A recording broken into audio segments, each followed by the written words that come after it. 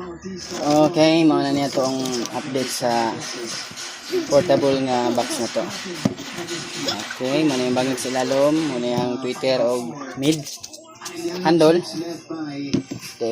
Good morning mga master. We are here today to make a portable speaker, DIY portable speaker. Okay. Nag-cut day ko 1/2 nga scrap nga kuan, plywood. Then tagpi-tagpi na ko siya. Kani siya nga plywood mo na akong igamit sa pag masa og semento kanang pagkuha nagmasa ba. Klaro kayo semento. So ako na siyang gi-recycle, gigamit na ako kay wala pa man koy trabaho sa balay nga magsemento. So inanay na sa akong buhaton ron, himo ko portable nga speaker. Ang iyang kuan na ni 1/2 nga plywood.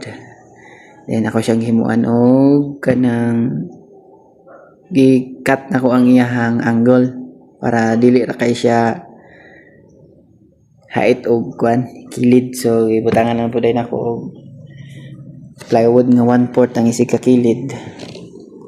Then after na gi-grinder na nako para sinaw ang isig ka kilid niya. Gabog-abog lang niya ang agi mga master kay kanang na may semento nga namilit.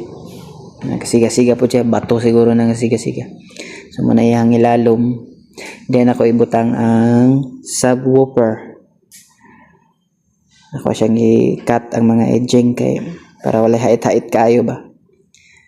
Then lansangan ako siya gutro para ligon. Nagbutang po stick wheel ani para pag mauga na siya, ligon na din siya. So nagbangag na ko og kanang pilot hole para sa agyanan sa kong jigsaw. 4-inch nga speaker, subwoofer, 50 watts. Then muna yung module ako siyang gisukdan-daan para salpak na lang din siya pag taon.